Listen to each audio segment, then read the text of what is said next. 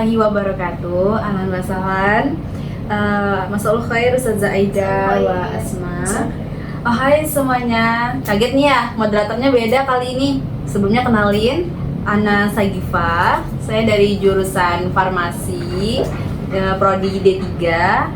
Nah, teman-teman tahu nggak sih kalau Poltekkes Jambi itu terpilih menjadi salah satu Poltekkes yang bekerja sama dengan Qatarcare sebagai pilot project khususnya untuk jurusan kebidanan dan juga keperawatan supaya nanti dapat bekerja di sana nih. Jadi penting banget nih kan buat kita untuk belajar bahasa Arab karena banyak banget benefit yang kita dapat dari belajar bahasa Arab.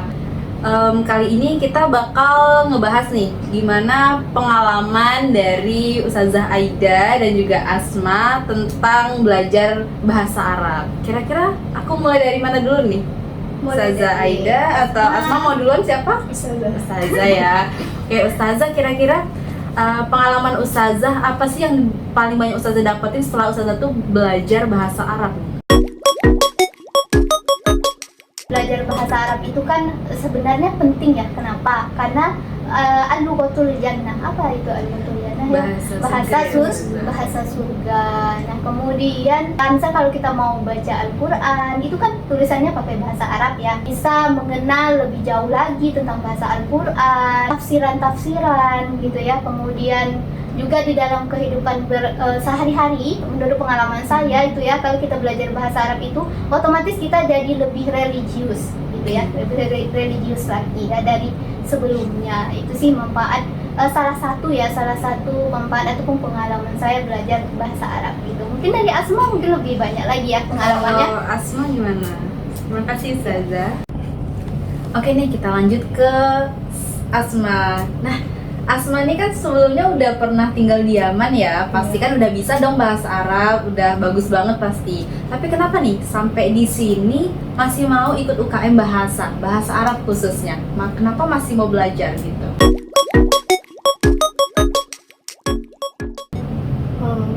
Yang pertama itu karena perbedaan juga ya dalam bahasa.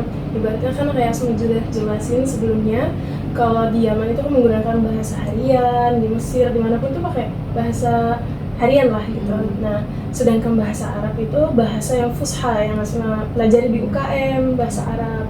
Nah, bahasa fusha UKM bahasa Arab ini membantu sangat untuk seperti kalau kita misalnya kita ingin pergi ke Qatar untuk menjadi tenaga kerja di sana, itu bakal membantu kita dalam berbicara dengan mereka karena menggunakan bahasa Arab yang sah, ibaratnya kunci. Oke, jadi intinya tuh nggak ada kata berhenti belajar ya, walaupun kita udah bisa gitu. Oke nih, kita lanjut ke pertanyaan selanjutnya nih ya Ustazah. Oke, kalau Ustazah sendiri nih gimana nih Ustazah, motivasi Ustazah untuk belajar bahasa Arab? Motivasi untuk belajar bahasa Arab sih yang pertama karena di lingkungannya ya, ada di lingkungan pesantren ya, di lingkungan pesantren, jadi ya mau nggak mau kita harus belajar bahasa Arab ya. Nah, belajar bahasa Arab dari situ penasaran, ternyata bahasa Arab ini sebenarnya seru, menyenangkan ya, tidak semenyenangkan itu gitu kan. Jadi termotivasi sehingga sampai kuliah pun saya ngambil jurusan bahasa Arab. Masya Allah. Kalau boleh tahu, Ustazah dari pesantren mana nih? Nah, boleh dulu, di-spill? Boleh. Dulu saya di pesantren As'ad ya, Jambi Sedang. Nah, cukup lama di situ 6 tahun. Oke, buat alumni As'ad lihat nih, Ustazah kita udah sampai sini. Kapan nih pertama kali Asma tertarik untuk belajar bahasa Arab dan apa motivasi Asma?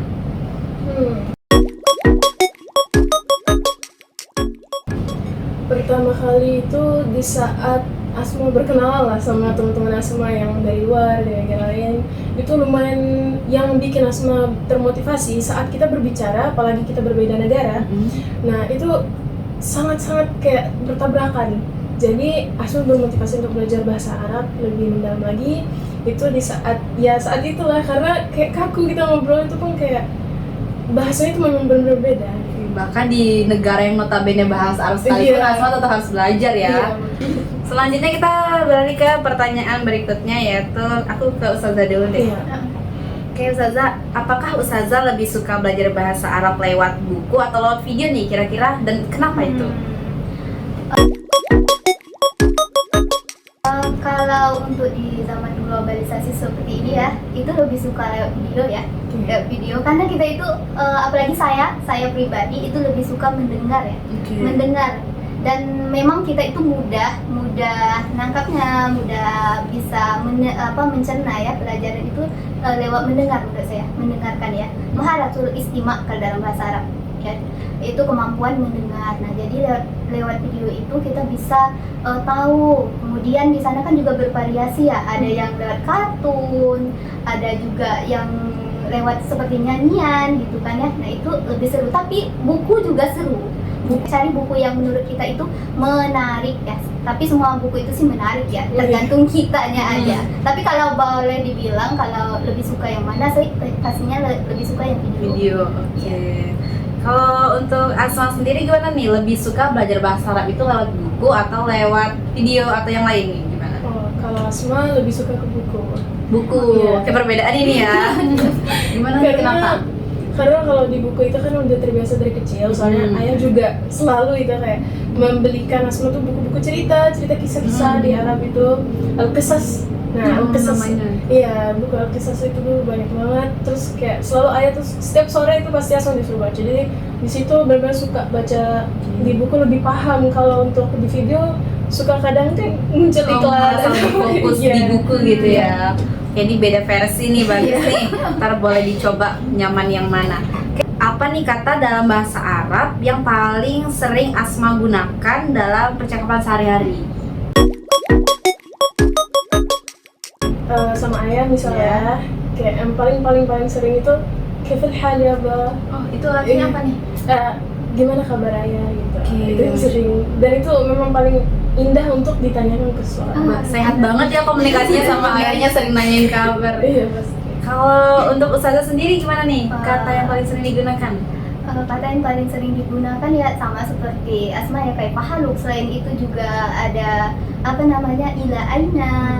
Mau kemana? Gitu kan. Kalau aku pribadi itu lebih sering afwan sih, karena aku suka marah-marah, jadi kadang jadi lagi emosi ya, merasa bersalah gitu. Afwan ya, minta maaf. Kemudian kalau Ustazah bisa belajar bahasa Arab langsung di negara yang menggunakan bahasa Arab, kira-kira negara mana yang akan Ustazah pilih? Kalau ada kesempatan sih pengen ke Mesir. Masya Allah, amin ya, semoga Amin, ya, doakan ya, teman-teman. berhasil. Amin. Kira-kira kenapa Ustazah milih Mesir nih? Pengen aja, indah aja gitu. Indah ya, karena emang kota pelajar juga. Kota pelajar juga. Pelajar. Kalau untuk Asma sendiri, kira-kira pengen negara mana nih yang untuk dijadikan tempat pemilihan untuk belajar bahasa Arab nih? Paling Yaman lagi banyak. Yaman lagi ya. Karena dia ibu bahasa semua. Masya Allah. Oh, Masya Allah. Ustazah, saya mau nanya nih, gimana ya? Kan bahasa Arab tuh ada struktur kalimatnya nggak sih? Iya, Kalau ada. bahasa Indonesia itu kan kita mau untuk kamu, mau untuk perempuan, laki-laki itu sama aja nih Ustazah. Kalau untuk bahasa Arab sendiri tuh bedanya apa sih Ustazah? Iya, kalau dalam bahasa Arab ya jenis-jenis kata itu ada isim ya. Nah, isim itu kata benda. Nah, jadi semua yang ada di dunia ini itu disebut dengan isim dah. Baik benda hidup ataupun benda mati. Contohnya ini meja, maktabun. Kemudian ini ada pena, bahasa Arabnya qalamun. Ini juga termasuk isim. Isim itu kata benda. Kemudian ada namanya kata kerja di dalam bahasa Arab, yaitu fi'il ya. Fi'il itu kata kerja ya. Contohnya fi'il itu, kita sekarang kan sedang duduk, itu jalasa itu fi'il ya, fi'il madi ya. Misalnya menulis kataba itu ya, kataba itu fi'il madi juga. Kemudian ada huruf. Nah, huruf itu maksudnya kata penghubung. Nah, misalnya contohnya ada huruf jar ya, ataupun huruf jar kadang orang bilangnya. Contohnya ada huruf jar itu min ataupun ilan. Misalnya min itu artinya dari. Misalnya kita mau bilang dari kampus. Kampus itu bahasa Arabnya al-jami'ah. Maka jadi minal jami'ati gitu ya. Minal jami'ati. Kemudian kalau kita mau bilang ke kampus, ilal jami'ati. Itu huruf ya untuk kata penghubung dalam sebuah kalimat ya, untuk isim setelahnya gitu ya. Karena huruf jar itu cuma bisa masuk pada isim, maka isim setelahnya itu harus kasroh. Misalnya tadi al jami'atu jadi ilal jami'ati, minal jami'ati gitu ya. Itu salah satu contoh huruf. Kemudian tadi pertanyaannya itu di bahasa Indonesia itu ya perempuan sama laki-laki itu sama ya. Nah kalau dalam bahasa Arab itu beda, ada namanya perempuan itu mu'annas, dalam laki-lakinya itu disebut dengan muzakkar. Nah bedanya untuk membedakan muzakkar sama mu'annas di dalam bahasa Arab itu, muzakkar itu ingat tandanya itu tidak ada tak marbutoh. Teman-teman, tak marbutoh itu kan yang bulat, tak bulat yang ada titik dua ya, bukan tak yang terbuka ataupun tak taknis. Contoh muzakkar itu misalnya tolibun. Tolibun itu artinya siswa. Tapi gimana kalau kita mau bilang siswa perempuan? Nah itu pakai mu'annas, dalam bahasa Arab itu perempuan. Apa tandanya? Adanya tak marbutoh. Dari tolibun maka jadi tolibatun. Artinya apa? Siswa perempuan. Contohnya lagi, satu lagi, muhadirun, maknaha dosen, dosen laki-laki. Kenapa dosen laki-laki? Tidak ada teman-teman tak marbutohnya, berarti dia muzakkar untuk laki-laki. Tapi kalau saya mau bilang ataupun kita mau bilang dosen perempuan, kaifa? Bagaimana? Tambah saja teman-teman tak marbutohnya. Jadi apa? Muhadhiratun, dosen perempuan. Jadi gitu teman-teman. Ingat, muzakkar itu untuk laki-laki, tandanya tidak ada tak marbutoh, tak yang bulat titik dua. Mu'annas itu untuk perempuan, tandanya apa teman-teman? Yaitu adanya tak marbutoh. Oke, itu saja Pak. Masya Allah. Jadi Ustazah kira-kira nih kalau mau digabungkan nih kalimat misalnya siswa mau pergi ke kampus, itu kira-kira gimana Ustazah? Nah itu kalau digabungkan menjadi sebuah kalimat siswa pergi ke kampus, itu kan bahasa Arab siswa tadi kan qalibun kalau siswa laki-laki, kalau siswa perempuan qalibatun. Pergi itu zahaba ya, kampus itu tadi al-jami'ah. Jadi kalau siswa pergi ke kampus, misalnya siswa laki-laki dulu ya, qalibun apa? Yazhabu ilal jami'at. Tapi kalau siswa perempuan ya bedanya cuma di awal, qalibatun tazhabu ilal jami'at gitu. Oke, sekarang coba Sagifa sama Asma praktekkan. Misal kalau mau bilang saya pergi ke kampus, kan saya pergi itu azhabu. Jadi kalau mau bilang saya pergi ke kampus, azhabu ilal jami'ati. Ya, coba. Oke, jadi kalau saya mau bilang saya pergi ke kampus itu bahasa Arabnya azhabu ilal jami'ati. Ya. Asma gimana? Ya, adhabu ilal jami'ati. Oke, gitu ya teman-teman. Wah, udah nih ya, tadi udah banyak banget ya yang kita bahas di podcast kali ini ya. Udah belajar mengenai cara penyebutan bahasa Arab, kemudian udah sharing mengenai pengalaman dan motivasi belajar bahasa Arab juga. Jadi jangan lupa nantikan kita di episode-episode selanjutnya. Oke, jadi saya Sagifa selaku moderator dan juga ini ada Asma dan Ustazah Aida. Terima kasih atas podcast kita pada hari ini. Saya mohon maaf apabila ada kekurangan. Saya akhiri, wabillahi taufiq wal hidayah. Wassalamualaikum warahmatullahi wabarakatuh. Al-Lughatul Arabiyyah. Ahsan jiddan.